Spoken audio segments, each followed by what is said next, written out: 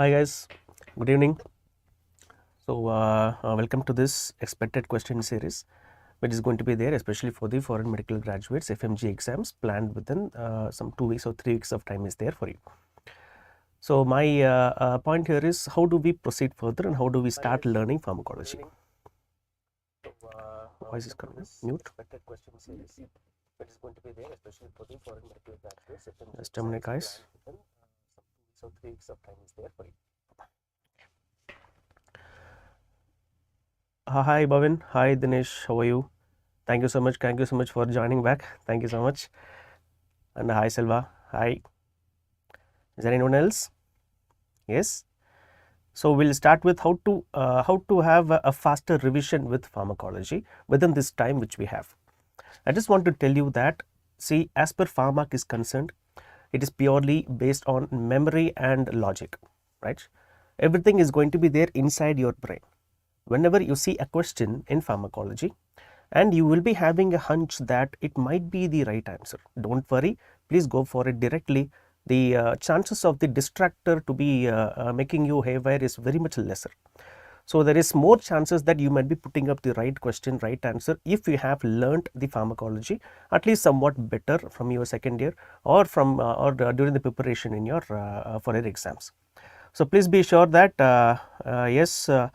Hi Imam Divya, thank you so much. Dr. Aspirant, thank you so much for having a name with pharmac, and thank you Dr. Anupreet. Yeah, Dr. Jeff Bezos. Jeff Bezos is asking for PDF. Thank you so much. Thank you. Right, so we'll go towards the session now, guys. Let's start with the first question. Again, we are targeting only on those which is going to be expected, right? Don't need to worry. Here in this graph, which of the above drugs has got high efficacy? Here we have given the drug molecule A, it has got this graph is been given, dose response graph. Drug B, yeah, thank you Dr. Bhavin, thank you so much. Hi Hannah, hi. And here we have drug C. Now out of these three drugs, the question is which is going to be the most efficacious one. Before going further, we need to know what exactly is potency and what exactly is efficacy. We'll take some time to explain that. Consider here is where the y-axis is and here is where the x-axis is. And this is also a question, guys, what will be there in the x-axis of a DRC? Here we are drawing something called as DRC. What is DRC? Dose response curves. And here what we do is, in the x-axis we have logarithmic dose, in the x-axis we have log dose, and in the y-axis we have the response which is produced. For example, if you give an antihypertensive drug, how much millimeter of mercury blood pressure is been decreased, that will be the response which is recorded in the y-axis. In the x-axis we are not targeting the dose, we are targeting the logarithmic value of dose. It's an important one. Now what I do is, I just put it up sometimes here, right? I have around consider around 1, 2, 3, 4. Even though the log values is not going to be there, I don't want to put decimals and confuse you. As per the response is concerned, I am going to put 10%, 20%, 30%, etc. and it is going to be going up to, for example, I am drawing till 70. If I give the first drug, for example, if I am going to give one drug, that drug's effect is going to be starting at 2 logarithmic dose, or consider it as dose itself. For our say, we can keep it as dose.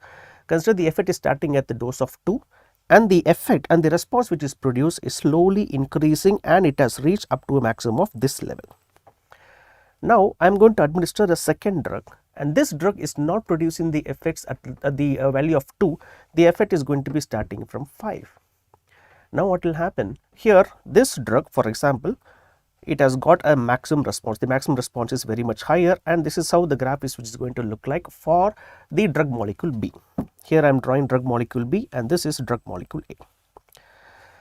Here, how do we calculate the efficacy and potency? These are the two different terminologies which you should have been clear cut about.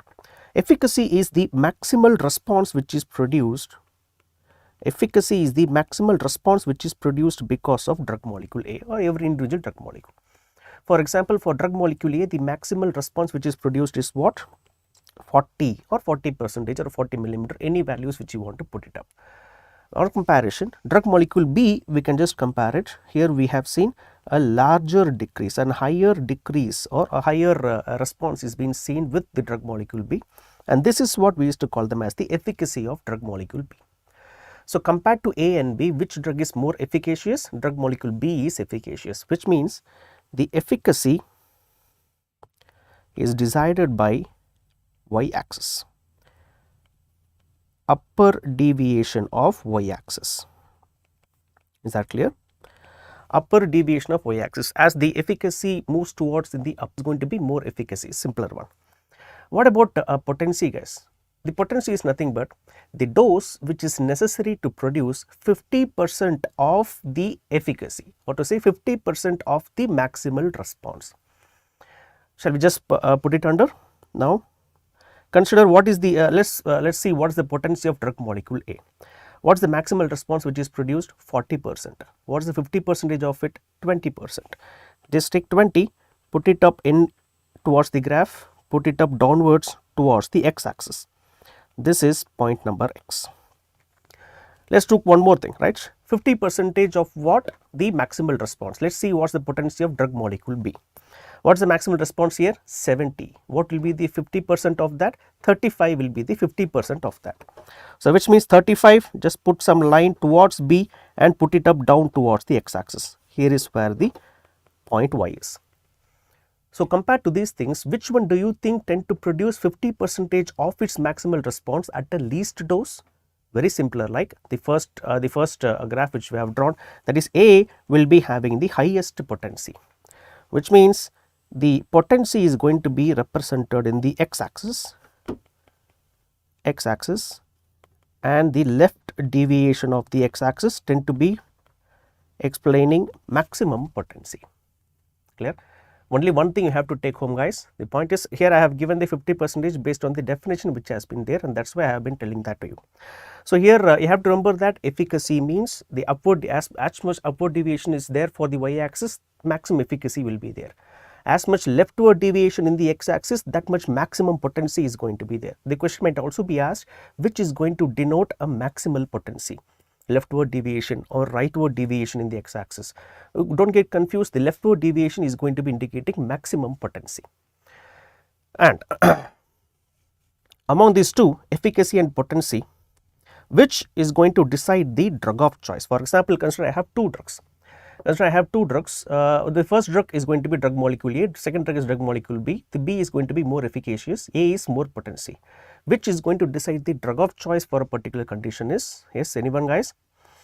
Anyone who can answer this question? Which is going to decide the efficacy? Which is going to decide the drug of choice, guys? Exactly. Efficacy is going to decide the drug of choice. So, here in this condition, drug molecule A and B, which is going to be the drug of choice for a particular condition? Drug molecule B will be the drug of choice for that particular condition. Drug molecule B will be the drug of choice for that particular condition. Yeah, hi Jeff Bezos, hi. Yeah, I am also a big fan for you. Thank you so much. Yeah. So, the answer for this question is what? This question which we come under, which of the above drugs has got high efficacy? Here, let us look at the y axis. Efficacy means what? Y axis. We can see that all these three different graphs have got a similar efficacy. So, the answer for this question is A, B and C are equi-efficacious. If the question is regarding potency, which will be the drug of, which will be the answer here, guys? If the question is regarding potency, which will be the answer? Fantastic. Drug molecule A will be the answer for highest potency. Drug molecule A will be the answer for highest potency. Superb, guys. Now, let us move to the next question. Which of the following receptors of autonomic nervous system is not a GI coupled receptor? The question is clear. Which of the following is not a GI coupled receptor? Is it M1 or is it M4 or is it alpha 2 or is it D2? Anyone, guys, who can come up with the answer for this question? Which of the following is not a GI coupled receptor? GI receptors are very important areas for your exams, guys.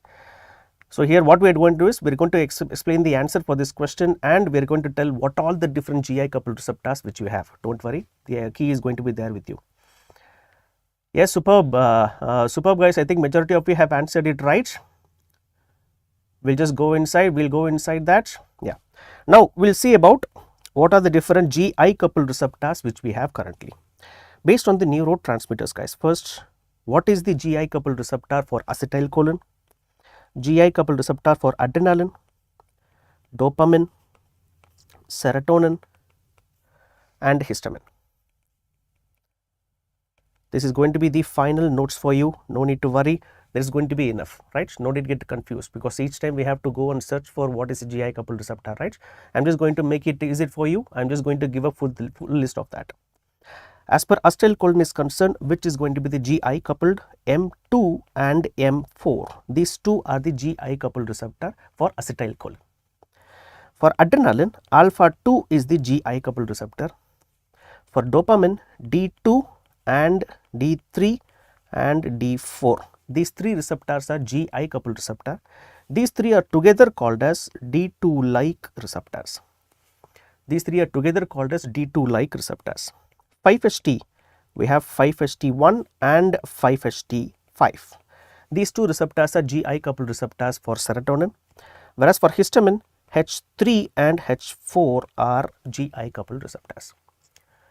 If you can remember this, it is going to be very much useful, guys, because people get confused with this because it is not been clear, it is not been given clear cut in any of the materials. So that's the reason why questions will be targeted in these areas. Please make sure what are the different GI coupled receptors for every individual neurotransmitters which is there in our body. Clear.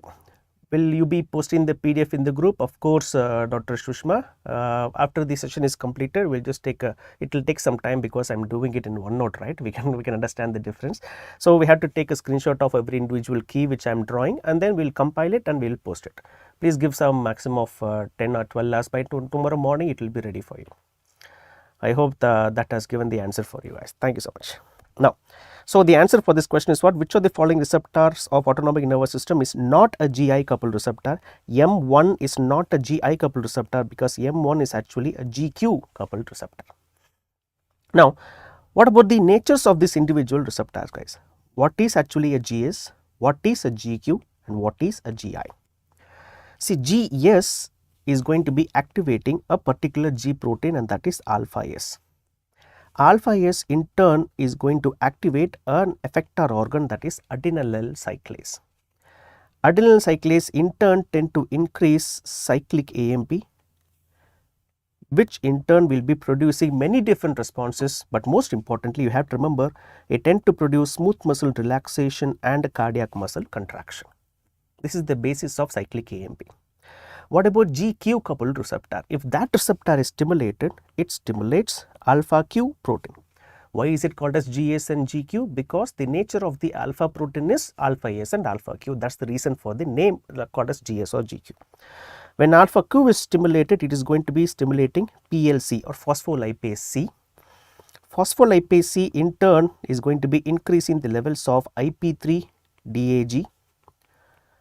IP3 and DAG or inositol triphosphate and diacylglycerol. This in turn is going to be producing smooth muscle contraction. Not directly, we have one more molecule here, and that is calcium. And this calcium in turn is going to produce smooth muscle contraction. Yeah, good evening Sushma, good evening Satish. Thank you so much for joining today. Thank you so much. Right. So with these things, we are going to just name every individual points, guys, right? What is this? This is receptor. This is the G protein. This is the effector organ. This is the effector organ. Cyclic AMP is the second messenger, whereas smooth muscle relaxation and cardiac muscle contraction are the effects which is produced. We are going to name the same thing for GQ coupled receptor 2. What is GQ? It's a receptor. Alpha Q, G protein, PLC, phospholipase C is the effector organ. IP3 and DAG is what? Second messenger again. Smooth muscle contraction is what? The effect which is produced. But normally, if you have a deep looker in it, the second messenger is the one which is going to be producing the effect. But here we have one more molecule in between, and that is calcium. That's the reason why calcium is also called as the third messenger. Calcium is also called as the third messenger, dear guys. Now, what about GI coupled receptor? Simple, it is going to be inhibiting the adenylyl cyclase. GI coupled receptor will be inhibiting the adenylyl cyclase, which means it is going to be inhibiting the alpha I proteins. This is how we are going to put up. This is the overall thing of what exactly has happened. The question is going to be typically like, which of the following is an effector organ? Which of the following is the third messenger? All of the following are second messengers except. All of the following are the effector organs except. Questions is going to be like that. Don't need to worry. This is going to be the complete key for you, and we are all there for you. Don't need to worry, right? Now, let's move on to the next question. Here we have a case scenario, buddy. Usually what happens is, yeah, hi Mukhil, thank you so much. You're recalling. We need all these things to be recalled. That's because we need more inputs from you guys also. See, the point is, whenever you see a case scenario in your exams, of course, there is going to be at least some 2 or 3 seconds of anxiety which is coming inside your brain. It's natural, no need to worry. When you see a bigger question, no, just for 1 second or 2 seconds, you'll be having a little bit anxiety will be there, and after that, you will start looking at that question. The point is, don't get anything, right? Don't get into these kind of things. This case scenario is not going to be providing any different difficulties to you. Majority of the case scenarios, I will tell you openly, majority of the case scenarios is going to be just to divert you. Just look at the last line. That is the only question which you have. Majority of the case scenarios will be like that. They will be giving some blah blah blah, lots of things will be given, and at the last, which of the following is not going to be producing this response. That's what the question is. That's what the lead in is, right? So no need to get worried. If you get a case scenario, it means what? You are in a better place, right? You can answer this question. Please have that confidence in mind. If you have that 1 or 2 seconds loss, just put it for number of questions which is there, which is going to be asked throughout the case, clinical case scenarios throughout the exams. You will be losing a lot of time. We don't want that to happen. Have that you are already a super specialty candidate and you are sitting for the milder grade exams. Think like that and answer it like that. It can be easily, it's a very easy kickoff. Let's look at the question now. A known case of childhood asthma, who is 30-year-old female, presents to you in casualty with complaints of acute onset dyspnea and swelling in face, which typically is followed by a bee sting. Which of the following drugs must be administered immediately to the patient, guys? See, the question is not which of the following is administered to the patient. The question is which of the following is administered immediately to the patient. Which of the following is administered means we can administer many different drugs. I can administer ceftriaxone even for antibiotic coverage. I can administer salbutamol if the patient has got bees. I can administer adrenaline. I can administer any of these drugs. But the question is, which of the drugs has to be administered immediately? Of course, whenever you look at the question, you immediately went for the option D, right? But the thing is, you have to look at what the question is exactly. That's why I always say, look at the last line very clearly, very clearly. Which of the following tests must be administered immediately? The answer is what? Majority of you have answered it correctly. Superb, guys. Adrenaline intramuscular. Why not subcutaneous? Because this case is what? This case is what? Exactly like you have done it correctly. Dr. Satya, Dr. Daksh, yes, this is an anaphylactic shock. This is an anaphylactic shock for anaphylactic shock because of constriction of the cutaneous blood vessels. We need the resupply of all the blood vessels towards the central organs. These central organs needs to be maintained as such. So what happens? All the peripheral blood vessels, the cutaneous blood vessels will be constricted. If we administer adrenaline via subcutaneous route, that drug is going to be remaining there alone. It is not going to be mixing up with the blood. It is not going to be saving the patient. So for anaphylactic shock, I have to administer what? Adrenaline has to be administered via intramuscular route because already the blood vessels are dilated in the muscles. So if you administrate into the muscles, majority of the drugs gains entry into the systemic circulation and it is going to be producing the responses. So what is the dilution of it? As per adrenaline dilution is concerned, we can administer adrenaline via intravenous or intracardiac. We can administer this drug via intravenous or intracardiac, the first one. We can also administer adrenaline via intramuscular or subcutaneous. We can also administer it via inhalational route. What is the dilution here? For intravenous and intracardiac, it is going to be 1 in 10,000 dilution. The next one, for intramuscular or subcutaneous, it is going to be 1 in 1,000 dilution. Intramuscular, remember 1 in 1,000 dilution. Inhalational, remember 1 in 100 dilution. Yes, you are right, Dr. Dinesh. Yeah, you are up to the point. The first itself, very good. Thank you so much. It's going to be 1 in 1,000 for this particular patient. And we also use, I hope you remember that, we also use adrenaline in combination with the local anesthetic agent, right? Adrenaline can also be given in combination with the local anesthetic agent. And why are we giving it? We know that because adrenaline tend to produce vasoconstriction. The local anesthetic agent, the lignocaine which you administer, will not be mixing up with the blood. It remains in the localized area tend to be increasing the duration of action of lignocaine. See, I am using the word clearly. Using lignocaine with an adrenaline is going to be increasing the duration of action. It is not going to be fast, it is not going to be to say shortening the onset of action, no. If the patient, if you give local anesthetic agent, for example, I am saying if you give just local anesthetic agent and wait for 10 minutes for that action to be there. If you use lignocaine with adrenaline and give it to the same area, you can't do the surgery within 1 minute. It is not going to be swift in the onset of action. The action is going to be there for a longer duration of time. That is the basic concept here. So, what will be the dilution here? 1 in 50,000 to 1 in 2 lakhs. In practice, we used to use 1 in 1 lakh, guys. Yes, Dr. Bhavin, 1 in 10,000 is for intravenous or intracardiac route. So, 1 in 50, 1 in 1 lakh is the usual number. They also give 1 in 1 lakh as options too. So, if any of this, please go into that option. So, the answer for this question is what, guys? Adrenaline given by a intramuscular route. Now, shall we move on to the next question, guys? We will move on to the next one. Do we give lignocaine, doctor? Yes, doctor, we give lignocaine. We give lignocaine a lot. Now, let us move on to the next one. The formula for calculating bioavailability from this graph is, the formula for calculating bioavailability from this graph is what? Yes, yes, anyone, guys? As I am waiting for some answers here. Is it option A, option B, option C or option D?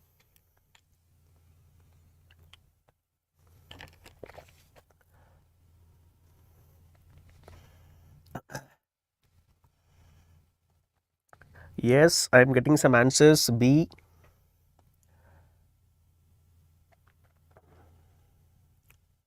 Anyone else?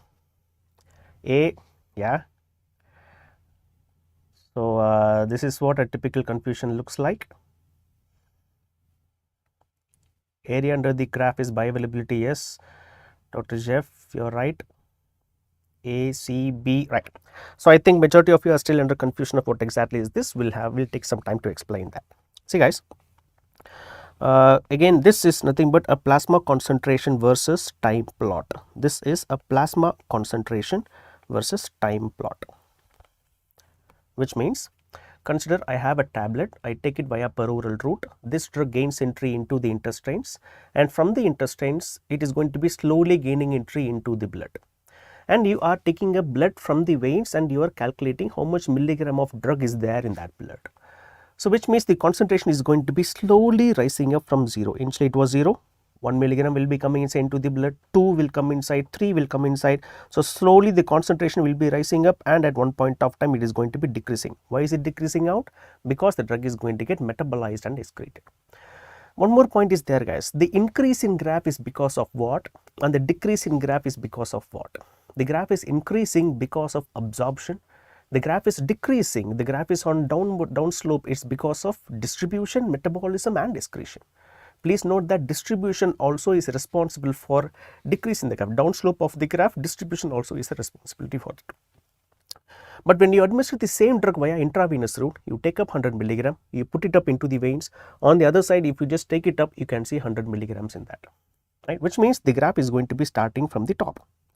Here is where the graph is going to start, and the graph is going to be constantly falling down because there is going to be distribution, metabolism and excretion. This graph is for intravenous route, whereas this graph is for drug which is given by a peroral, or we can say any extravascular route.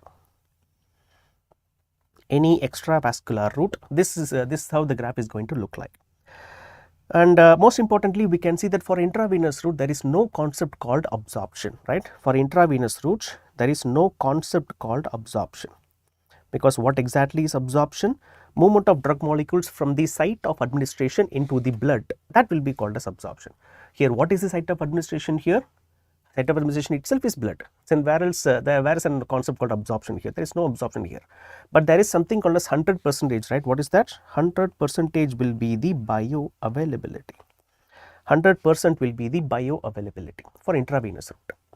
So, what we do is we calculate the area under the curve for any extravascular route and we compare it with intravenous route, right, which means the area in which both of these graphs meet, right, that graph is going to explain the bioavailability of this drug which is given via extravascular route, which means area under the curve of the extravascular route by area under the curve of the intravascular route. How much drug has gained entry into the body, how much drugs would have gained entry if it was given via intravenous route. Compare it, we come up with the bioavailability, and that is why I always say that option B is going to be the answer for this question, guys. Option B is going to be the answer for this question. I think majority of you have answered it right. I am very happy for that. Yes, Dr. Shravan, you are right. Intravenous route, it has got nearby 100% bioavailability. But anyone who can answer this question, like which peroral drug? We have lots of peroral drugs, right? Intravascular, vascular, we have peroral drugs. We have certain peroral drugs which has got nearby 100% bioavailability. Can anyone say that answer? Can anyone say that answer? Thank you, Pushpendra. Thank you so much. Yeah, please tell me I am repeating that question. We have certain peroral drugs which has got approximately 100% bioavailability. Can anyone say that? Yeah. Please name one drug, because I have many drugs. I have around 5 drugs with me.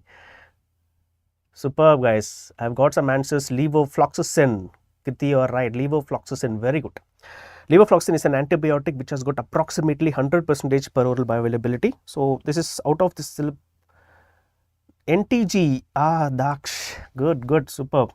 You came nearby, but there is some problem with that thing which you have said. That is NTG. NTG means nitroglycerin, right? This is glyceryl trinitrate. Please note that the drug which has got peroral nearby 100% peroral bioavailability, approximately 100% peroral bioavailability, can be seen with warfarin, isosorbide mononitrate, my dears.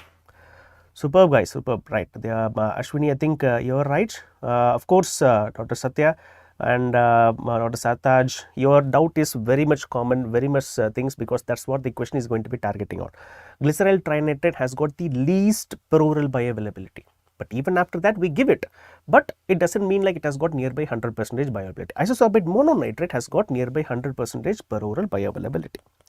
On the other hand, we have nizatidine. Nizatidine is a H2 blocker which is used for gastric ulcer symptoms.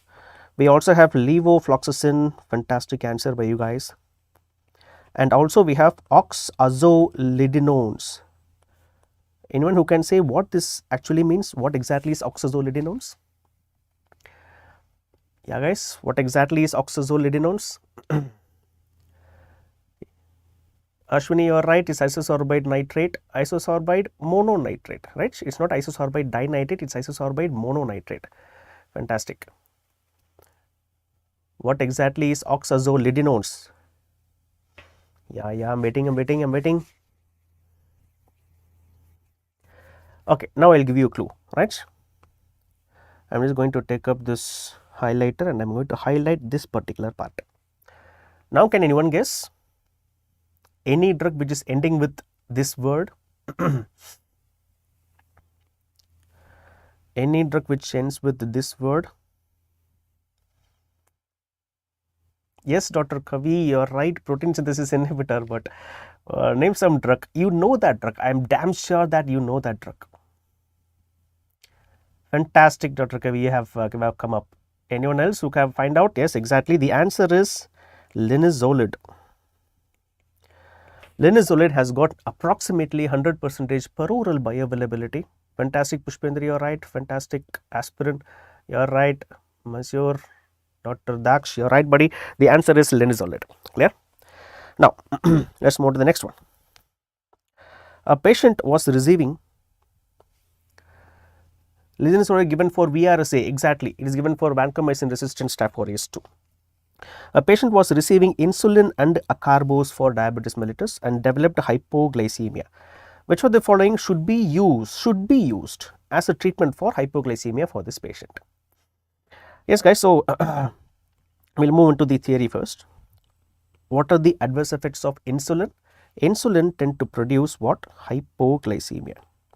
Insulin tend to produce hypoglycemia. There might be lipodystrophy. some patients might be having weight gain. These are the different adverse effects of insulin. Acarbose, on the other hand, what exactly is acarbose? Acarbose belongs to a group called as alpha glucosidase inhibitor. Acarbose belongs to a group called as alpha glucosidase inhibitor. I am getting option D, option A as the answers. We'll look into that, guys. No need to worry, right? I'm very happy that you are trying it, and the thing is, this is very much predictable that the doubts which you have is very much predictable. I just want to clear the doors. That's why I have taken all the controversial questions here. Now consider here is where the intestine is. I am talking about intestines, clear? And in the intestines, whenever you take up any peroral, like you eat sandwich or eat any other things, is going to be there in polysaccharide forms. These polysaccharides cannot be absorbed via the intestinal cells. This polysaccharide should be broken down to monosaccharides. Polysaccharides should be broken down to small bits of monosaccharides, which means what we are doing here, we are taking up glucose molecule and we are breaking it up into smaller molecules. If proteins are broken up, it will be called as protease, right? If fat is broken up, it will be called as lipase. Glucose is broken up, it will be called as glucosidase, and here is where the enzyme is going to be doing alpha glucosidase enzyme. And once it is getting broken down, this monosaccharide can get absorbed into the body. Is that clear? Now this monosaccharide gains entry into the body, but this monosaccharides, now it is getting absorbed and it might increase the blood sugar levels. It might increase the blood sugar levels. But what we have given here is acarbose tend to be an inhibitor of alpha glucosidase enzyme. If that is getting inhibited, monosaccharides will not be produced, everything will remain as polysaccharides. And these polysaccharides will not be absorbed, and that is going to be excreted out from the body. It is going to be thrown out from the body via the feces itself.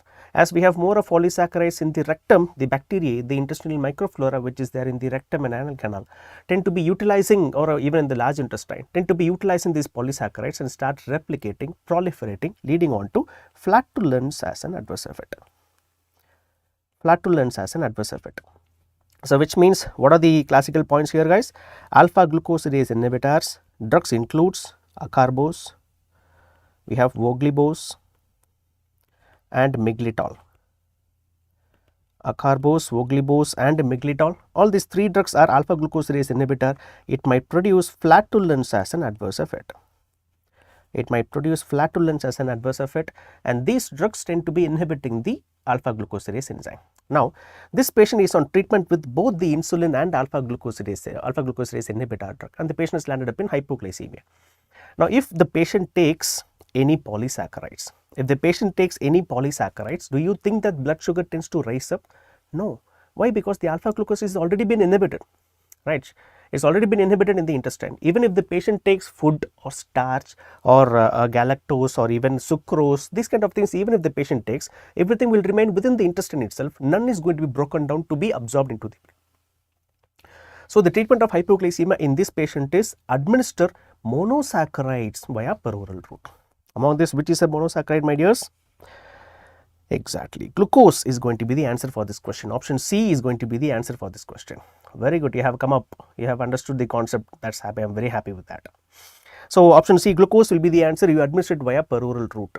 What if the patient is unconscious? What if the patient is unconscious? You can't take it via peroral route, we administer it via parenteral route. Simpler. Parenteral is very easier. There is no need for this kind of sucrose, polysaccharides, monosaccharides. Confusion is not necessary. Just administer it via parenteral. Just take some D5, D10 or D25, D50 based on the blood sugars. But if you couldn't administer, if the patient wants to take it via peroral route, we have to opt for a monosaccharide. Superb. Yes, Dr. Kavi, most commonly we used to do that because we used to have, if a patient is on treatment with, again, if a patient is on treatment with voglibose, common drug, and if the patient says that he is having recurrent hypoglycemia, you always ask the patient to take some chocolates. Patient will be regularly taking chocolates and chocolates and chocolates, and the chocolate will remain as chocolate inside the intestine, and none is going to be broken down to monosaccharides. But at the same time, this thing is not going to be producing hypoglycemia. Acarbose, voglibose has got very least chance to produce hypoglycemia, but the drug which you give along with it, what if you give sulfonylurea along with it, that might produce hypoglycemia. If you give insulin along with it, that might produce hypoglycemia. Moving on to the next question, which of the following is the drug of choice for this woman with last menstrual period before 2 months. Very simple, very easier, my dears. Option A, potassium iodide, methimazole, thiocyanate, propyl thiouracil. Superb. Very easy question. Yeah, I got an answer, Dr. Ali. You are right, buddy. You guys are rocking, guys. Very good. I'm happy with that. Right. So let's talk about the drugs which can be used for the treatment of hyperthyroidism. Hyperthyroidism. So as per hyperthyroidism is concerned, the most common drug which we use is, we have those two different set of drugs which can be used for the treatment of hyperthyroidism. One is called as propyl thiouracil, the other one is carbimazole or methimazole. Carbimazole or methimazole. Propyl thiouracil and carbimazole or methimazole.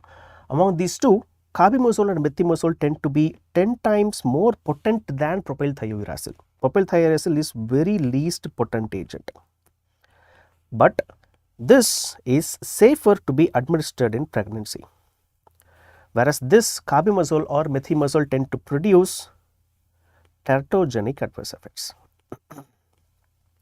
What is teratogenicity? The fetus, there is going to be fetal malformations. What kind of fetal malformations can be expected, my dears?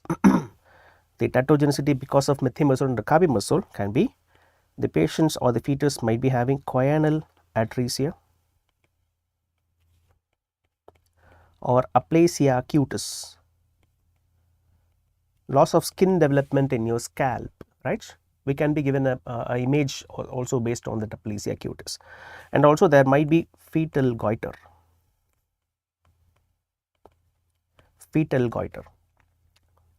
But as it is more potent agent, as the carbimazole and methimazole are more potent agent, we reserve this propyl thiouracil for only the first trimester. Yes, as Dr. Bhavin has clearly told, you are right, buddy. For the first trimester, we administer propyl thiouracil. For the second and third trimesters, we administer carbimazole. Right? Is that clear? But we have certain common adverse effects which might be seen for both of these drugs, my dears. Both of these set of drugs tend to produce certain common adverse effects, and it includes hepatotoxicity. There might be agranulocytosis.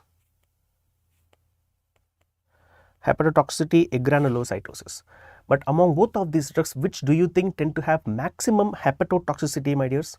Which tend to produce maximum hepatotoxicity? You are right, Dr. Ali, aplasia cutis.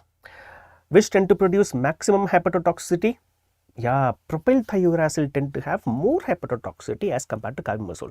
Majority of you would be guessing it. On the other hand, of course, your mind will be saying that it might be carbimazole. It's not so. Propyl thiouracil tend to have more hepatotoxicity than your carbimazole or methimazole. Now, so the answer for this question is what? In this condition, we have to administer propyl thiouracil because all the other drugs tend to be, because the patient is before 2 months, right? LMP is before 2 months, which means he is in the first trimester. And also we have the thyroid which has been enlarged over here. From this we can clearly say this patient is having hyperthyroidism.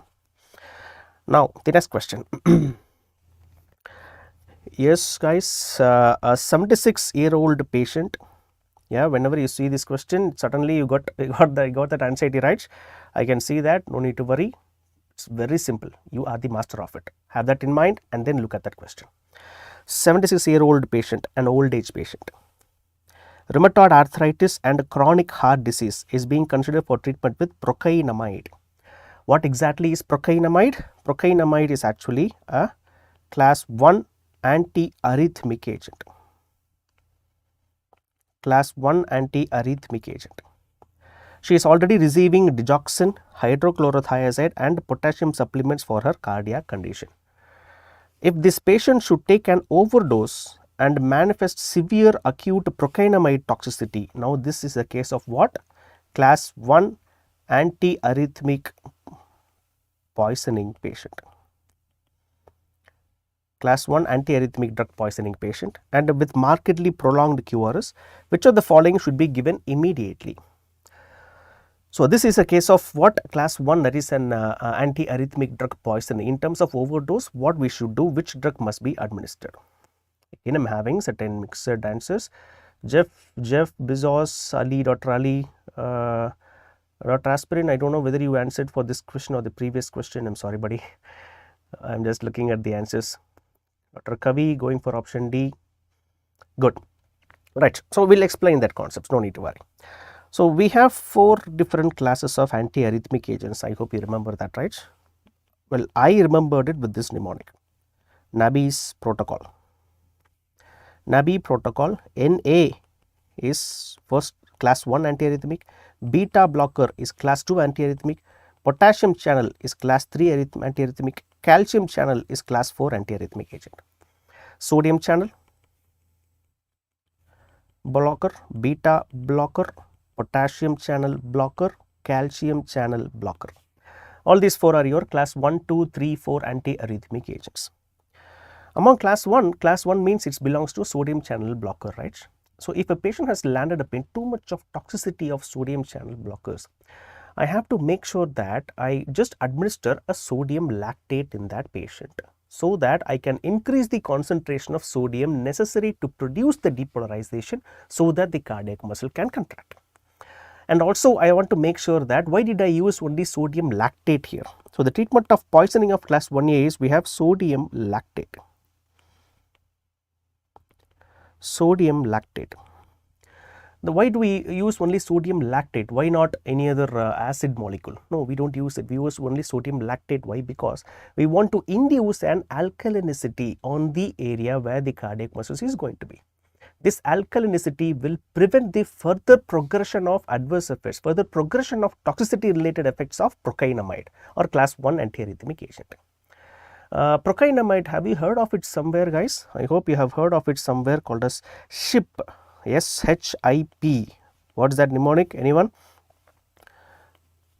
S is for sulfonamides, H is for hydralazine, I is for isoniazid, P is for procainamide. Yes, anyone who can remember what is this SHIP mnemonic, guys? We also, I hope in my sessions I will be saying that SHIP runs in what power? Is it AC power or DC power? SHIP runs in DC power or direct current. D is for dapsone and C is for clonazepam. Sorry, clonazepam. Yes, exactly, Dr. Pranav, Kavi, Aspirin, Fayad, Kavi again, Dr. Ali, you are all right. These drugs tend to be metabolized by acetylation. These drugs tend to be metabolized by acetylation reaction. Metabolized by acetylation reaction, and when a patient has been, if a patient is tend to be a slow acetylator, if a patient is a slow acetylator, there is more chance of him to land up in poisoning of these drugs, which might lead on to systemic lupus erythematosus, or simply this is what we explain as drug induced lupus erythematosus or DLE. SLE causing drugs, you are all right, buddy. I am very happy you are all right. Now, so for this question, this patient is typical class 1A antiarrhythmic drug poisoning. For this I give sodium lactate. Clear? Now the next question, therapeutic drug monitoring is required in all of the following except for which drug we don't use therapeutic drug monitoring, guys, among all these things. Anyone who can answer this?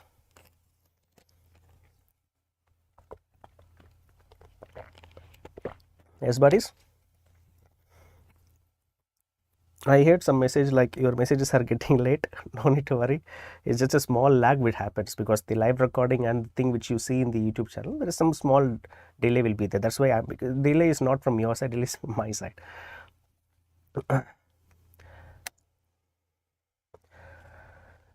Yeah, I'm getting answers. Therapeutic drug monitoring is required in all of the following except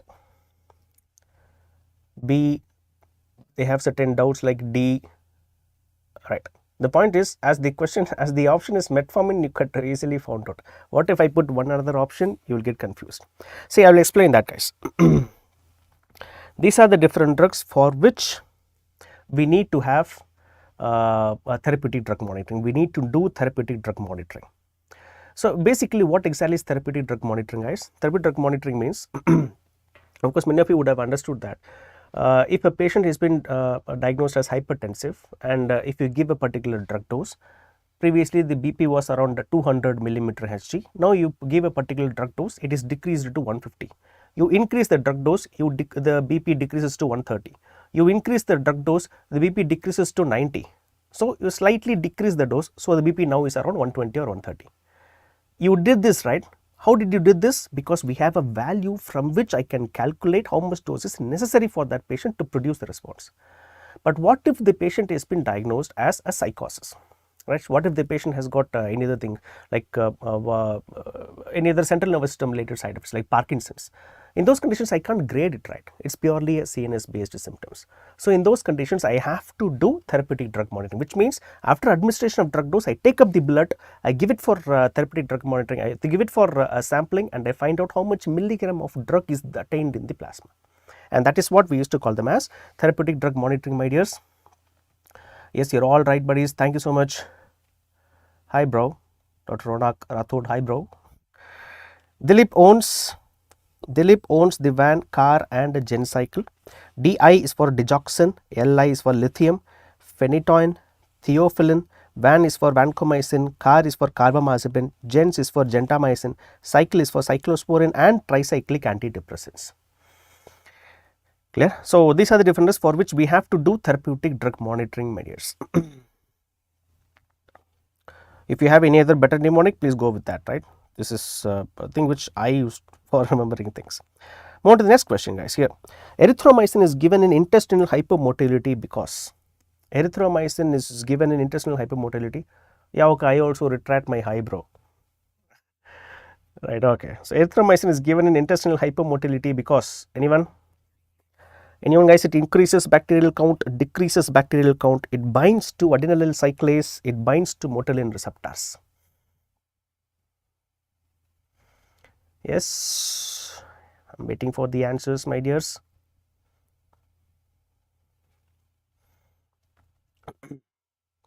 What, you guys slept or what?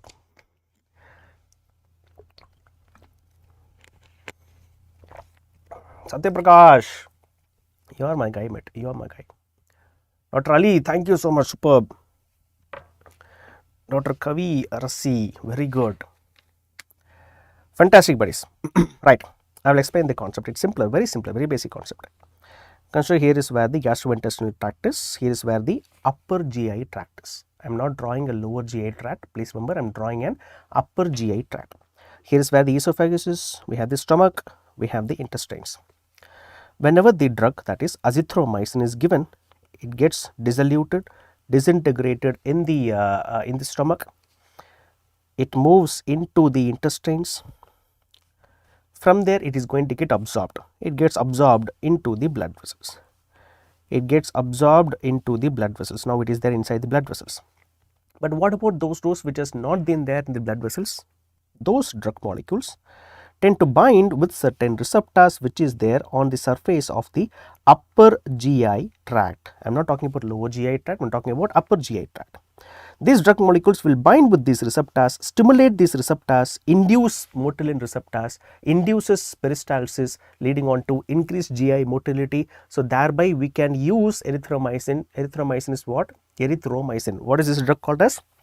It comes under which class, my dears? See, guys, if a drug name is ending with mycin, you are all right, buddy. If the drug name is ending with mycin, it might be, just look at whether the drug name contains rho in its name.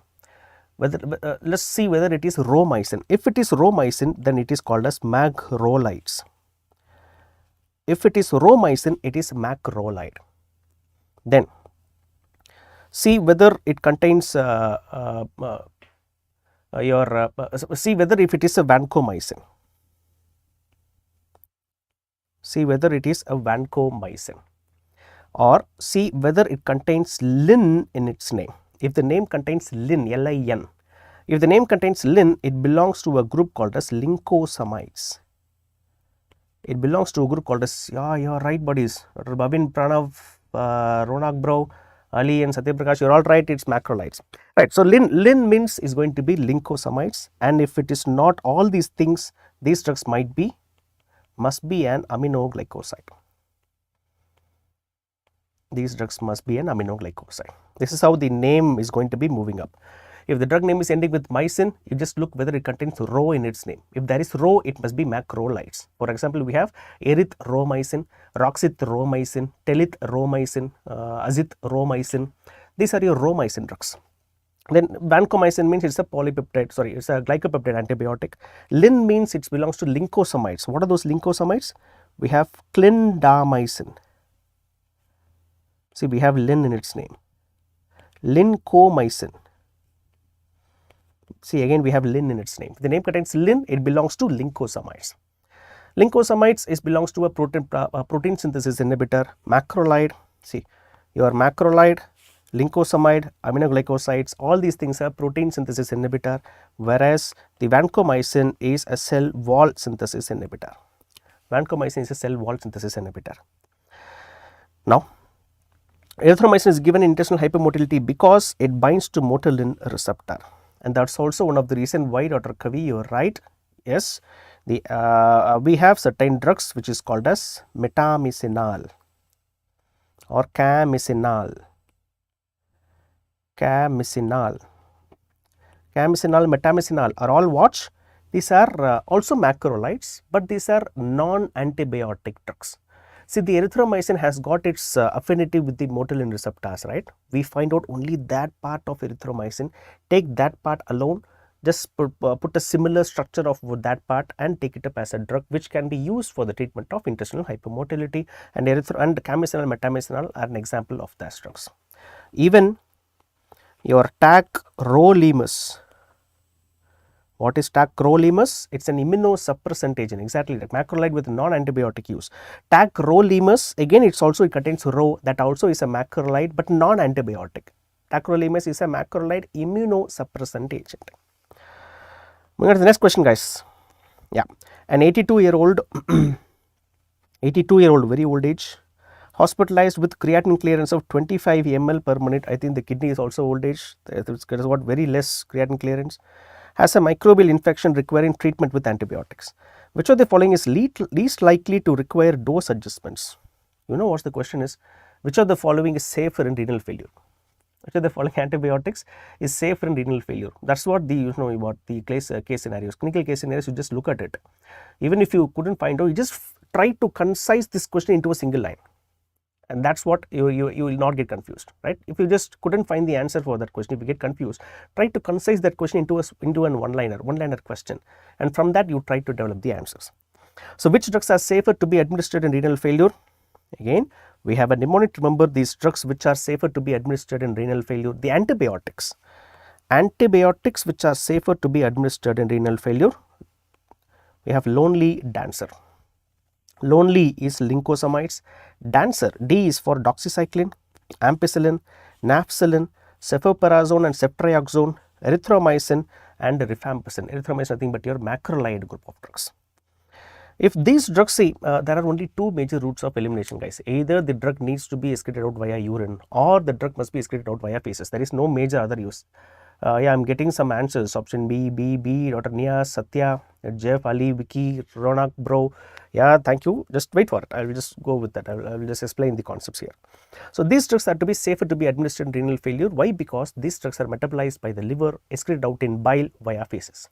Which means these drugs, what will be the common adverse effect of these drugs? Superb. Hepatotoxicity will be the adverse effects of all these drugs. From lincosamides to the rifampicin, all these drugs tend to produce hepatotoxicity, and that's the primary adverse effect. Why? Because these are not excreted by kidney. If it's excreted by kidney, it might produce nephrotoxicity. It is not excreted by that, so it must be producing hepatotoxicity. Simple. So, the answer for this question is what?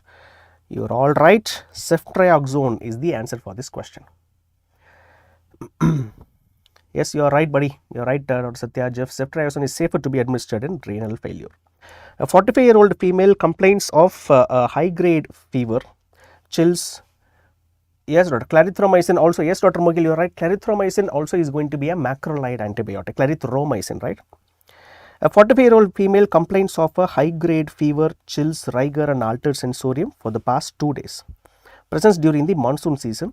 Her blood smear came positive with malarial parasite for falciparum. It's a malaria. but not just malaria, right? If it is malaria, we can have fever, chills, rigor, but the patient has got altered sensorium also. The patient has got altered sensorium for the past 2 days, which means what? Yeah, the infection has gained entry into the patient's brain. It's called as cerebral malaria. This is a case of cerebral malaria. Artesunate was administered via intravenous route. Is that right? Is that a treatment of option? We'll see that. After the patient stabilizes, which of the following drugs should not be administered for this patient? See, actually, as per cerebral malaria is concerned, we'll talk about the treatment options. I'm getting some mixed answers. Option D, option A, option D. We'll deal with that in a few minutes, right? See, cerebral malaria, the treatment option is, if then the patient comes with altered sensorium or any unconsciousness or any CNS related side effects, then that case must be in cerebral malaria. You have to administer artesunate. You have to administer artesunate via intravenous route, followed by, if the patient once he stabilizes, once the patient is normal back again, we can change them over to peroral artemisinin based combination therapies. This is the first treatment. The second treatment, or we can also opt for giving quinine. Quinine can be given via intravenous route, and once the patient gets stabilized, we can go for peroral quinine with clindamycin or doxycycline. After the patient stabilizes, we can shift them over to peroral therapy. But among this ACT, that is artemisinin based combination therapy, we should not administer mefloquine.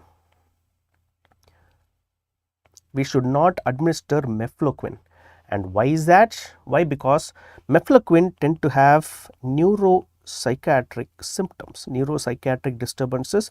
Mefloquine has got an important side effect. It tends to produce neuropsychiatric disturbances. And what are this? What other drugs? Well, that's the reason why artemisinin based combination therapy, we don't usually prefer giving artemisinin with mefloquine as a combination. That is contraindicated in terms of cerebral malaria. What are the other drugs do we have in pharmacology which might produce neuropsychiatric disturbances, my dears? I'll wait for that. What are the other drugs which might produce neuropsychiatric disturbances? Neurotoxic, Kavias, you're right. Ali Azad, you're right, cerebral malaria. Jeff, buddy, you're rocking, buddy. Yes, so which other drugs might produce these neuropsychiatric disturbances? Yes, buddy. Or neurotoxicity. Drugs which might produce neuropsychiatric disturbances. Aminoglycosides, no guys, aminoglycosides has got no role in production of neuropsychiatric disturbances.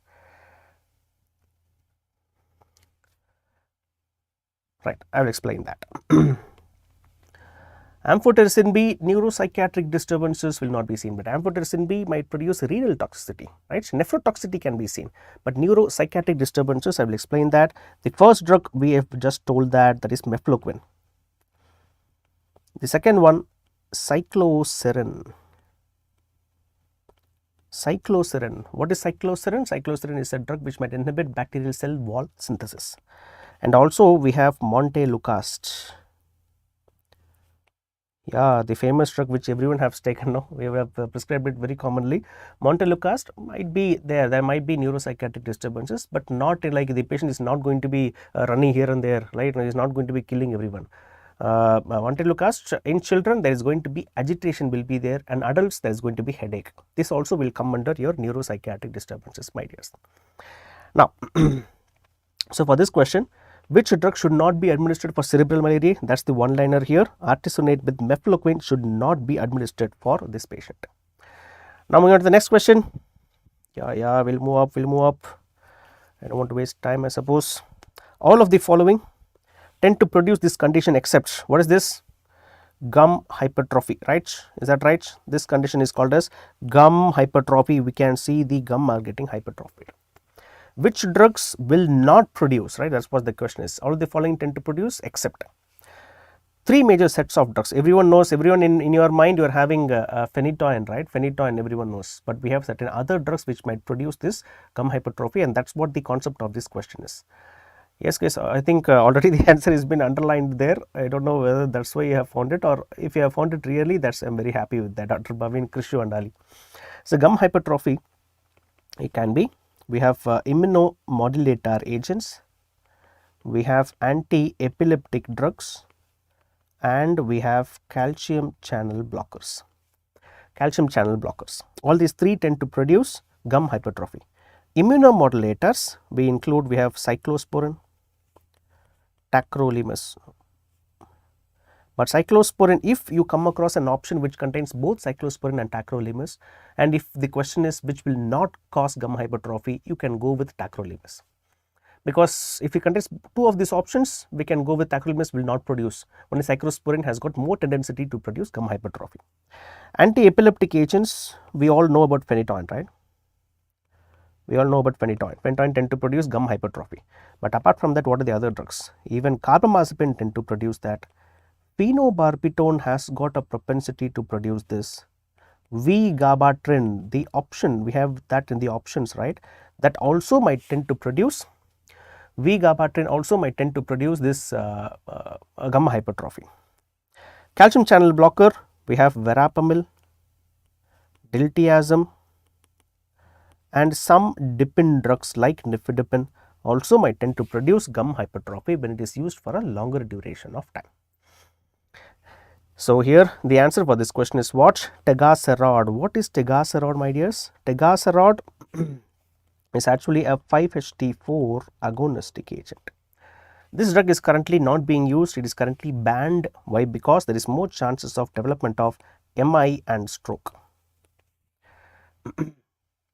Yes, doctor, your questions are tricky. That's why I told. Guys. I'm just considering only on those these controversial ones, because direct questions will be easy to answer. But those controversial ones are the rank deciding ones. Is going to be deciding whether whether you are going to clear it or not. This kind of topics is going to be using that. Yes, guys. Now moving on to the next question. A patient with violent behavior, like Rocky Bai, I suppose, and agitation, was diagnosed with schizophrenia and was prescribed haloperidol. He was given an antipsychotic drug. On third day, he developed rigidity and was unable to move his neck that fixed his stare to one side. Which of the following can be used for treating the patient? See here, I have not even heard these drugs. Okay, no problem. I'm sorry, Dr. Jeff. Of course, based on the knowledge which you have, I think you can easily do that. Tegaserod is currently banned, guys. No need to worry. Now, let's move on to this question. So, this patient was being diagnosed as schizophrenia and he was given an haloperidol, that is antipsychotic drug. And after taking on third day, he complained of this. His head was this. That's it, right? Like in movie we used to call them as Amitabh Mama, the same one. The head was tilted, right, and his stare was fixed to one side. He couldn't even turn his head down. Right, that's what the patient has. Now, what will be the treatment for this patient? Before going further, we need to have a knowledge on what exactly are the extrapyramidal side effects. That's what here the concept is. Extrapyramidal side effects, yeah, I think Dr. Dilip, Dr. Ranok bro, both of them just caught up, and also majority of the others will explain the concept for the remaining guys.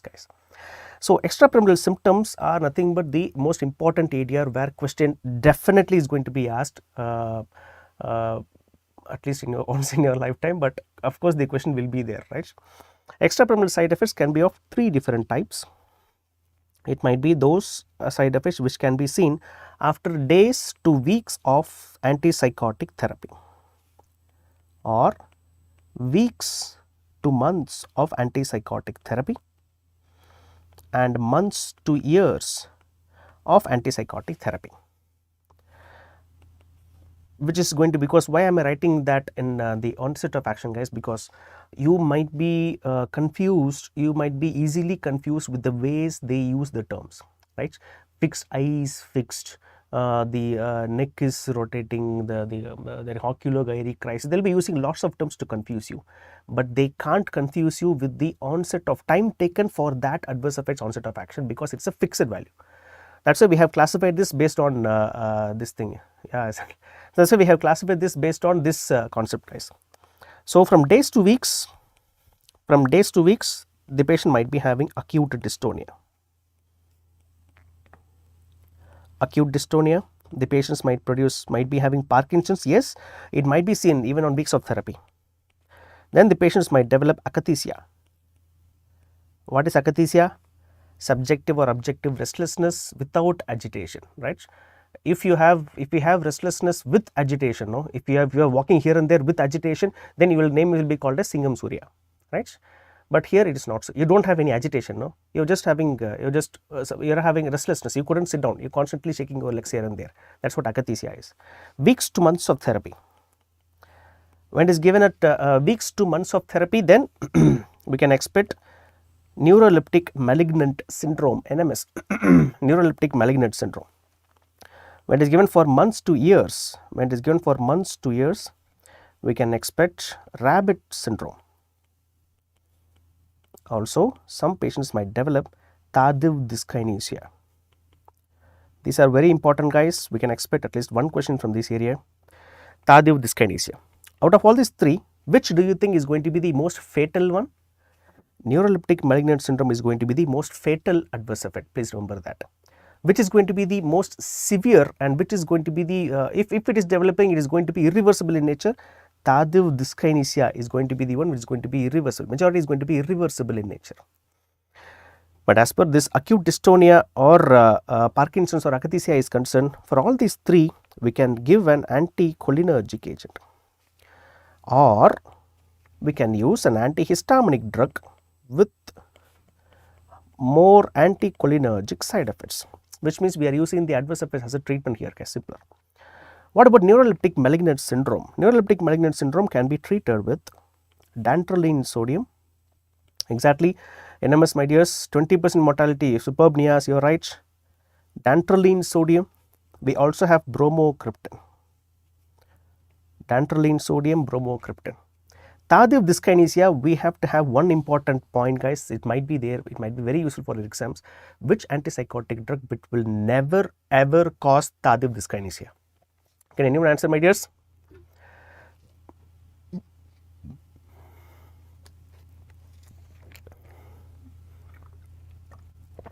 Which antipsychotic drugs which will never ever cause tardive dyskinesia, my dears? Which means if a patient has been diagnosed with tardive dyskinesia, we used to change the therapy from the previous drug towards this drug. Benzexol. Khadar, you're very actually you're in fire, buddy, Khadar. But the point here is, I'm not talking about the treatment of this. Benzexol also is not going to be used as a treatment for tardive dyskinesia, but one antipsychotic drug, no, that will never cause tardive dyskinesia. I'll give you a clue. It is very difficult clue. Please have that in mind. Okay. Please pay some concentration what I'm going to say. It's a very tricky clue. The drug name will start with clo and end with zapin. Yes. Yes, doctors. What will be the answer for that? I'm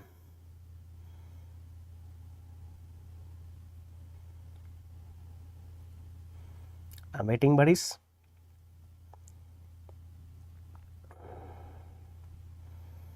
Yes. Yeah, now you got it. You got it. Very good. Very good. Thank you so much. Thank you so much for saving my time. The answer is clozapine. Clozapine is an antipsychotic which will never cause tardive dyskinesia. The answers which Dr. Khadir said, Dr. Dilip said, you are all right. Valbenazine and deutetrabenazine, this can be used as a treatment for tardive dyskinesia. But I am asking about the antipsychotic which will never cause tardive dyskinesia, that is clozapine. Clear? Please have that in mind. And now let us move on to the options for this question. For this page, this case is clearly an acute dystonia reaction. For that, we give an anticholinergic drug. Just search for an anticholinergic drug. I don't have. The next option is what? Search for an antihistaminic drug which has got anticholinergic side effects. I searched for it and I found the answer, and the answer was promethazine. It's a difficult clue, buddy. Yeah. Thank you so much. Yeah, clozapine is given for stability of tardive dyskinesia patient. You are right, Dr. Dilip. You are exactly right. Now we'll move to the next question. True statement regarding lithium toxicity is lithium toxicity increased by increased serum sodium levels, increased by decreased serum sodium levels, increased in acute tubular necrosis, and none of the above. It's a basic concept, guys. It's not actually a pharmacology question. It's not actually even a medicine question. It's a chemistry question. I'll explain that. See, consider here is where the glomerulus is, right? Here is where the glomerulus is. Here is where the proximal convoluted tubule is. And here we have Henle's loop, descending limb and the thick ascending limb. From there again we have the distal convoluted tubule and we have the collecting duct, right? We have the collecting duct. Whenever the patient, see, lithium is being excreted out via kidney, guys, right? So we have the lithium which is there on the blood vessels. Lithium gets filtered out, it gains entry into the urine. But normally we know that which is the primary area where majority of the sodium gets absorbed. The primary area where sodium gets absorbed is where is going to be there in the proximal convoluted tubule. We have a transporter there, right? This is responsible for reuptake of sodium. Na is going to be reuptook into the blood vessels. Na, sodium will be reuptook into the blood vessels or reabsorbed into the blood vessels via this transporter which is there on the proximal convoluted tubule. But this transporter, we know that, right? This transporter does not know that this is sodium and this is lithium. Sodium and lithium are the names which we put for our own understanding, right? These are not living organisms, right? They does not know that its name is lithium. It does not name lithium. It will not know that. So what happens when any single positive charge comes nearby with a similar molecular weight, that also is going to get reabsorbed. So lithium also will be reabsorbed with this same phenomena. Lithium also will get reabsorbed into the same phenomena. Exactly, Dr. Kavi, you are right. Faisal, you are right. Ali, you are right. You guys are, I think I can expect at least all these guys to get, I just wish that you guys just clear off this exams and move further. We will meet up again in the NEET PG exams, my dears. Yeah, body handle sodium as lithium. Superb, you are Satya, you are right. So now what we are going to do is we are going to look at those mechanisms which is going to be stimulating and inhibiting this sodium reabsorption, which is going to produce stimulation or inhibition of this sodium reabsorption. This is stimulated by hyponatremia because the blood sodium levels are lesser, so more sodium reabsorption tend to occur. Inhibited by the vice versa hypernatremia. Hyponatremia and hypernatremia. Now tell me which is going to be more common cause for the lithium toxicity? Hyponatremia, simpler, right? If the sodium levels are decreased, which means more sodium reabsorption tend to occur, more lithium reabsorption, lithium toxicity, and that's what the answer is going to be. Increased by decreased serum sodium levels will be the answer for this question, my dears. Let's move on to the next one. Anti-glaucoma drug that acts by increasing uveoscleral outflow. This is purely a drug, actually a pharmacology based question, guys, because it's purely based on the mechanism of action. Now, what are the different drugs which we have in treatment of glaucoma and what are the mechanisms of action? Here is where that is, guys. We have the prostaglandin analogs, currently the first drug of choice. What it does, it tends to increase the uveoscleral outflow. That is the mechanism. We know that for glaucoma we have two major mechanisms, either the synthesis of aqueous humor might be decreased or excretion might be increased. Two major mechanisms are there. Beta blockers on the other hand tend to decrease aqueous formation, only that mechanism. This question was asked previously, my dears. Beta blockers has got only one mechanism and that is decreased aqueous formation. You are right, my dears, you are right. Dr. Satya, Ali, Rajashekhar, you are right. Kavir C, thank you, Dr. Rajashekhar. I think I am seeing your message for the first time. Thank you for your answers. Pilocarpine also can be used, but I am talking about chronic ones, guys. I am talking about chronic glaucoma. I am talking about acute glaucoma. Alpha 2 agonistic agents. Alpha 2 agonistic agents decrease aqueous secretion, increase uveoscleral outflow. Please remember this. Alpha 2 always 2, right?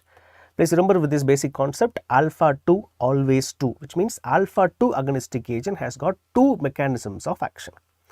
That is, it decreases aqueous formation, also increases uveoscleral outflow. Carbonic anhydrase inhibitor decreases aqueous formation, like beta blockers, no? Only one mechanism is there. Netarsudil increases trabecular outflow. Netarsudil increases trabecular outflow. We all know that netarsudil also is associated with corneal verticillata. Corneal verticillata, it is a type of corneal microdeposits. It is a natural of corneal microdeposits, but this corneal microdeposits, netarsudil is not the most common cause, my dears. Netarsudil is also one of the causes. Most common cause would be amiodarone, my dears. Now the question here is what? Which of the following anti-glaucoma drug acts by increasing uveoscleral outflow? So from the options which we have, which drug tend to increase uveoscleral outflow, my dears? Yeah, prostaglandin analog increases uveoscleral outflow, and that's what the answer for this question is. The answer is going to be latanoprost. That is the prostaglandin analog, my dears. Now moving on to the next one. Enzyme inhibitor like omeprazole can interfere with the activation of. Enzyme inhibitor like omeprazole can interfere with the activation of. It's a simple concept, my dears. See, we have this clopidogrel. I hope you know what clopidogrel is. Clopidogrel is an anti-platelet drug. It's an anti-platelet drug. It's a P2Y12 inhibitor. Clopidogrel, a famous anti-platelet drug. This clopidogrel serves as a prodrug. It must be converted to the active form. It must be converted to the active form, and which is going to be converting it to the active form? Cytochrome P2C19 is the enzyme which is going to be converting this clopidogrel into an active form. Only if it is getting converted to the active form, it can produce its antiplatelet activity, but usually clopidogrel is not given as monotherapy, my dears. I got the answers right. I got the answers. Thank you so much. I will explain the concept. Heterochroma iridis, fantastic, Dr. Fayaz, you are right. And so now let's come towards this question, guys. See, usually clopidogrel is not given as monotherapy. We used to administer it along with aspirin. Aspirin, clopidogrel given as combination. We have lots of fixed dose combinations in the market too. So when a patient is taking this aspirin and clopidogrel as a combination, there is more chance of the patient to land up in adverse effect of aspirin, gastritis. Why? Because aspirin is an NSAID, non-steroidal anti-inflammatory drug. And this, when the same patient comes to you and says that, sir, I'm having gastritis, you gave some tablets, after that I started having gastritis. And for the treatment of gastritis, if you give omeprazole, a common drug, if you give omeprazole, the patients might land up in more chances of clot formation in the future. Why? Because omeprazole tend to produce inhibition of cytochrome P2C19. Omeprazole inhibits cytochrome P2C19. Also, omeprazole tend to inhibit cytochrome P1A. Cytochrome P1A2 will be induced by omeprazole. Cytochrome P2C19 will be inhibited by omeprazole. Then what else shall we do for this patient, sir? We understood the concept. What will be the fate of the patient? For this patient, just administer rabeprazole. Why? Because rabeprazole is the drug which has got least microsomal enzyme inhibitory or inducive property among the proton pump inhibitors. Am I clear till now? So the answer for this question is what? Enzyme inhibitor like omeprazole can interfere with the activation of clopidogrel, not prasugrel. Why not? Prasugrel will be converted to the active form. Prasugrel also is a prodrug. It will be converted to the active form not by 2C19, it will be done by 2C9. It's not done by 2C19, it is done by 2C9. So this prasugrel conversion is not going to be dependent on it, only clopidogrel conversion will be dependent on 2C19. All of the following factors increase the risk of aminoglycoside renal toxicity except. All of the following factors increase the risk of aminoglycoside renal toxicity. What exactly is the toxicity symptoms of aminoglycosides? Aminoglycosides, remember aminoglycoside, that's the mnemonic. Remember the adverse effects of aminoglycosides. N is for it might produce neuromuscular blockade. The next one, it might produce nephrotoxicity. O is for it might produce ototoxicity. But this nephrotoxicity is going to be irreversible in nature, whereas ototoxicity might be reversible in nature. Yes, doctor. NO is for nephrotoxicity and ototoxicity. Now, when you come across this question, which of the following tend to increase the risk of aminoglycoside except, right? Aminoglycosides usually are gram positive, usually effective against gram negative aerobes. Aminoglycosides are usually effective against gram negative aerobes. Because aminoglycosides are positive charged molecules, it cannot penetrate any of the cell's membrane. But it can be given for gram positive. We can't say that it is not given for gram negative. No, it's not given for gram positive. No, it can be given for gram positive organisms, but in those conditions, I can't give aminoglycosides as monotherapy. It must be given along with penicillin or any beta-lactam antibiotic. And why is that? Why? Because penicillin behaves, or beta-lactam antibiotics tend to behave as cell wall synthesis inhibitor. When I give this drug, the cell wall will be damaged, so the penetration can be easier. Aminoglycosides acid can easily penetrate the barrier, gain entry into the cell, bind with the protein, inhibit the protein synthesis. Is that clear, guys? So, aminoglycosides acid can be given with penicillin for the treatment of gram-positive organisms. This is not going to increase the toxicity symptoms of aminoglycoside. It is just going to increase the therapeutic efficacy of aminoglycoside. It just increases the spectrum of action of aminoglycosides. Please be clear on that. Yes, Dr. Sumant, Dr. Ali, Dr. Kavi, Dr. Rajshekhar, thank you so much for your inputs here. Elderly person, there is more chances of renal toxicity, guys. Dehydration, more chances of renal toxicity. Aminoglycoside administration in the recent past, drug, because aminoglycosides tend to produce cumulative toxicity, guys. Aminoglycosides tend to produce cumulative toxicity, which means aminoglycosides, when it is given as continuous IV infusion, it might accumulate in the renal cortex and tend to produce renal toxicity. But when it is given as high dose, extended interval regimen, when it is given in high dose extended interval regimen, which means we administer it once in a day, and after that you give a long gap, and after that we administer the next high dose. High dose extended interval regimen will decrease the chances of aminoglycoside toxicity. Is that clear? Now the next one, sparfloxacin and astamizole can cause what? Cell wall thickness is decreased. Exactly, Dr. Kavi, you are right. Penicillins, the cell wall thickness is going to be decreased because cell wall is going to get damaged by your penicillins, buddy. Dr. Ali, you are right, buddy. Thank you so much. Now, let's talk about the next question. Sparfloxacin and astamizole can cause ventricular arrhythmia, myopathy, electrolyte imbalance, nephropathy. This is actually a group of drugs which tend to produce ventricular arrhythmia. Why? Because we have something called as Torsades de Pointes. Torsades de Pointes, which means in I don't know in which language that is, it means is going to be dancing around a point, right? Previously, we now we don't have any hi-fi ECG apparatus. Previously, it was like seismograph, right? Seismograph, right? We have seen it, no? We tend to calculate the earthquakes and all. There will be a lever will be there, and it will be constant. It will be putting the graphs in the paper which is moving around. Previously, whenever the ECG lever also will be like that, but whenever a patient is being diagnosed with Torsades de Pointes, the lever will be constantly dancing around the point, right? So the paper will be moving, but the lever will be constantly dancing around the points, and that's why we used to call them as Torsades de Pointes. And the drugs which might produce this Torsades de Pointes, apart from I am not including anti-arrhythmic drugs, guys.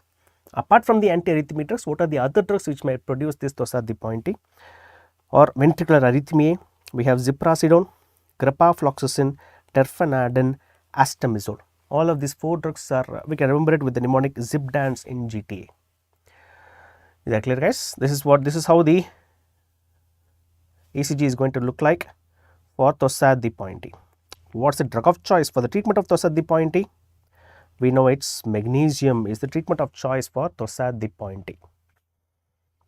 Superb. So the answer for here is what? Ventricular arrhythmia, my dears. Which of the following blocks late sodium channels in cardiac muscle? Late sodium channels in cardiac muscle. Trimetazidine, ivabradine, ranolazine, beta blockers. So here trimetazidine is actually a p-FOX inhibitor. It's actually a partial fatty acid oxidation inhibitor. Beta blocker, we know it is a beta blocker. Beta blockers is nothing but beta receptors tends to be blocked. Here the question here is what? Whether it is ivabradine or is it ranolazine. See, actually ivabradine is an inhibitor of funny current, IF current, which is because of hyperpolarization activated sodium channels. Hyperpolarization activated sodium channels. Yes, Dr. Sumant, you are right. Dr. Naveen Purwal sir, thank you so much, sir. Thank you so much for attending this session. It would have been good if we also sat together for one more integration session, sir. We are meeting up. Let's try to meet up as early as possible. Now, funny current, right? So evaporatin tend to be inhibiting funny currents, which means is going to be activated by hyperpolarization, because as I am clearly explaining a point, I think Dr. Naveen sir's message I got is very good, because you can have a look at what sir has told in his sessions. We have clearly explained about how instead of depolarization, how hyperpolarization is activating a sodium channel, and why it is called as funny current has been explained clearly by sir actually. And also it tend to inhibit IH current. IH current means retinal current. IH current means retinal current, which means it tend to produce visual disturbances also. Whereas ranolazine is a drug which tend to inhibit late sodium channels. Ranolazine tend to inhibit late sodium channels. But most importantly, the primary difference between ivabradine and ranolazine is ivabradine is a negative chronotropic drug, whereas ranolazine is a negative ionotropic agent. Yes, sir. Fantastic, Dr. Satya, you are right. Ivabradine visual acuity, yes, it is getting damaged, right? Visual disturbances tend to be there for ivabradine. Ivabradine funny sodium current. Yes, Dr. Sumat, you are exactly right. So what is chronotropy? Chronotropy means heart rate, we know that. Inotropy means what? Contraction, we also know that. Ranolazine is a drug which decreases only the contraction. It has got no effect on heart rate, which means the nitrates, for example, these, you know what these drugs are? These drugs are anti-anginal drugs, right? Among anti-anginal drugs, we have nitrates. Nitrates tend to produce tachycardia as an adverse effect. Ivabradine, you know why it is called as BRAD? Because it produces bradycardia, right? It's a bradycardic agent. But ranolazine does not affect the heart rate, does not affect the blood pressure. It does not do anything. It just decreases the contractive ability of the cardiac muscle. If it is decreasing the contractive ability, which means what? The blood supply we are decreasing the demand of the cardiac muscle. So thereby we are helping the cardiac muscle to survive for a longer period of time. Fantastic. So the answer for this question is, say, late sodium channels is going to be ranolazine. Yep. A 54-year-old male diagnosed as hepatic cirrhosis, right? Hepatic cirrhosis, was given furosemide for relieving his edema. He was having edema, so he was given furosemide. But due to irresponsiveness, of course, he will not respond, right? Because the patient is what? Hepatic cirrhosis. What's the reason for edema? In hepatic cirrhosis, what's the reason for edema, my dears? In hepatic cirrhosis, the reason for edema is increased aldosterone. The reason for edema is increased aldosterone.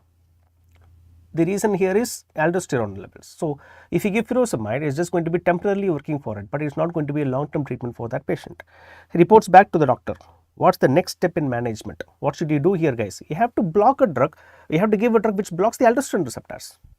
Add an aldosterone receptor antagonistic agent. That is the answer for this question. So direct. There is no need to look at other options and all. Yes, you are right, Sumant. You are right. Hypoalbuminemia or aldosterone levels. Yeah, aldosterone levels is going to be decreased by those drugs. You are right, buddy. A patient with choriocarcinoma was prescribed an anti-cancer drug. Choriocarcinoma, anti-cancer drug. She returned with this side effect. Which of the following drugs could have been used to prevent this side effect? Choriocarcinoma, whenever I say you are right, Dr. Ali, its answer is option D. So choriocarcinoma, whenever I say choriocarcinoma, the drug of choice is going to be methotrexate. I am getting answers like option D is going to be the answer for that. Yeah, let's see, no props. Choriocarcinoma is going to be methotrexate. Let's talk about the 4 major points about methotrexate, my dears. The first one, methotrexate might produce mucositis. Please remember this, guys. Methotrexate. Remember, you are spitting it out, right? Methotrexate tend to produce mucositis. The next one, there is more chances of renal failure. There is more chances of bone marrow depression, and there is some chances of patient land up in toxicity symptoms, to say overdose of methotrexate also. How do we manage 4 of these conditions? That is what the most important point as per your methotrexate is concerned, my dears. I am getting answers from option A. You are all right, buddy. You are all right. Spironolactone, exactly, Dr. Satya, you are right. The aldosterone receptor antagonistic agent which we prefer for the previous question is spironolactone. Mucositis, it can be prevented by palifermin. Palifermin. Palifermin is a keratinocyte growth factor analog. For renal failure, methotrexate is actually a folic acid analog agent. It's an acid analog, which means methotrexate is an acidic drug. For the treatment of acidic drug poisoning, I use what? How can I make the drug to be thrown out from the body? Make the urine alkaline, simple, right?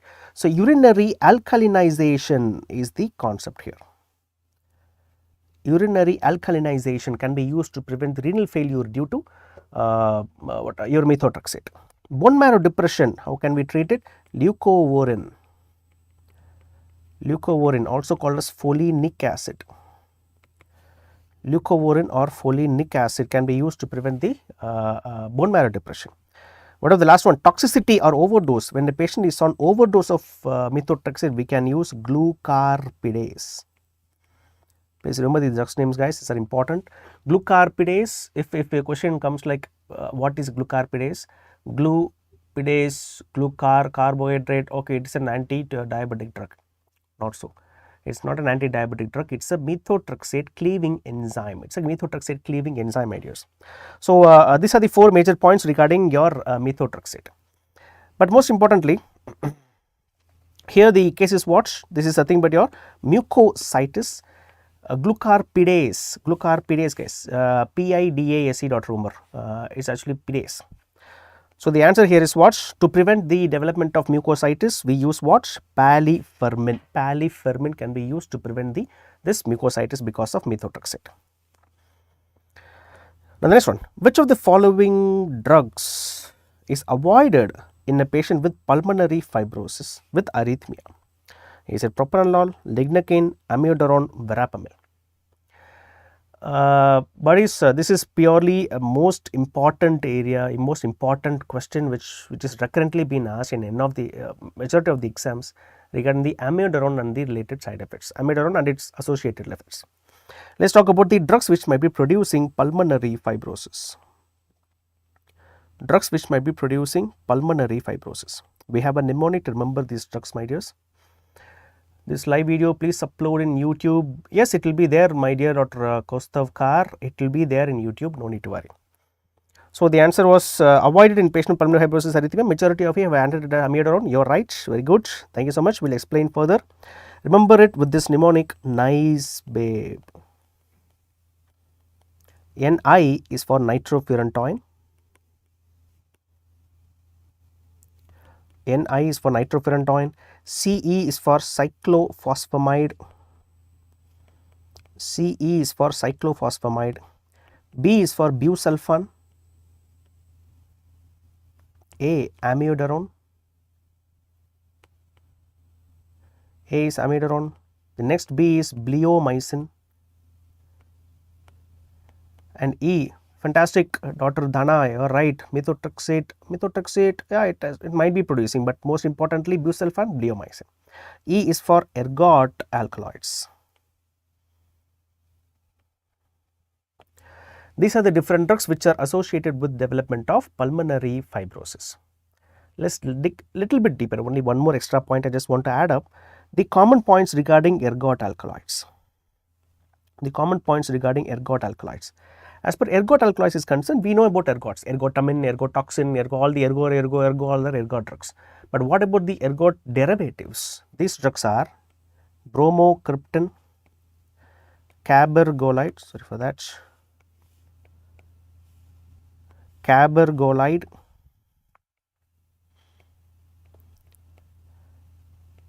methysergide. These drugs are your ergot alkaloid and its derivative ideas. Dr. Kavi, I think you know everything regarding this, no props. Bromocriptine, cabergolide, thank you so much Dr. Kavi for remembering that. Bromocriptine, cabergolide and methysergide. These drugs are ergot derivatives. It has got certain common adverse effects, my dears. The first one is it might produce fibrosis, pulmonary, pleuropulmonary fibrosis. The next one is these are associated with vasospasm also. These are associated with development of vasospasm, and Exactly, Dr. Sumat, you are exactly right. Uterine contraction, but here I'm talking about the adverse effects of this, right? Uterine contraction, we utilize the uterine contraction of ergot alkaloids to prevent, to say it can be used as a therapeutic effect for the treatment of postpartum hemorrhage. For PPH treatment, we can use that. Yeah, exactly. Yeah, right, buddy. Thank you so much. Thank you so much, Dr. Kavi, for remembering that. And so these are the different points with which we are going to explain about pulmonary fibrosis and the drugs which might be producing ergot alkaloids. So the answer here is what? Amiodarone, guys. And again, this is an important one. Again, we can expect at least one question in this exams. I'm damn sure with that. True about non-competitive inhibition is. See, guys, it's regarding the Km and Vmax values. We'll just draw a small tabular column, Km, Vmax, Km and Vmax. Km and what will happen in terms of competitive inhibition, what will happen in non-competitive inhibition and uncompetitive inhibition. Please remember this in the same order: increase, flatline and decrease. Please remember either the value is going to be increased or it is going to be unchanged or it is going to be decreased. 1 and 2, 1 and 2 is for competitive inhibition, 2 and 3 is for non-competitive inhibition. Simpler. What is that 1 and 2 and 2 and 3? 1 and 2 is for competitive inhibition, 2 and 3 is for non-competitive inhibition. What about uncompetitive, guys? Both tend to be decreased. Km and Vmax both tend to be decreased with uncompetitive inhibition. Please remember this tabular column, guys. Whatever happens, don't forget it, because it's important in both biochemistry and also Nilesh and also your pharmacology. I think both Nileshes are there in our app. Both of us have spent a lot of time in explaining this Km and Vmax. Please make some time to learn as much as possible regarding Km and Vmax, right? So the answer here is what? Vmax is going to be what? This question is regarding non-competitive inhibition. Non-competitive inhibition means what? Km remains unchanged, Vmax tend to be decreased. Vmax tend to be decreased, and K is decreased, non-competitive. Km is increased in exactly, Dr. Dhana, you are right. You guys are rocking actually. The answer here is what? Km remains same, Vmax decreases is the answer for this question. Right. So with this, we have completed our discussion for today, my dears. So thank you so much for being with me for a longer period of time. And a small thing I just want to add it up, and that point is, please make sure that you read pharmacology in such a way that you remember it, you understand the logic behind it, right? Don't think a lot about pharmacology. Pharmacology questions, many questions are being currently asked. Even though the requirement has been decreased, number of questions has been decreased, lots of questions in medicine are oriented towards pharmac. So I want you to make sure that you revise it at least 2 times as per pharmac is concerned. That is more than enough. If you have not revised, no need to worry. Just believe in yourself. I hope that I have clear-cut knowledge and clear-cut belief that you all is going to be finishing off this exam, and we are all going to meet up in one more session regarding NEET PG. Thank you so much, guys. Thank you so much.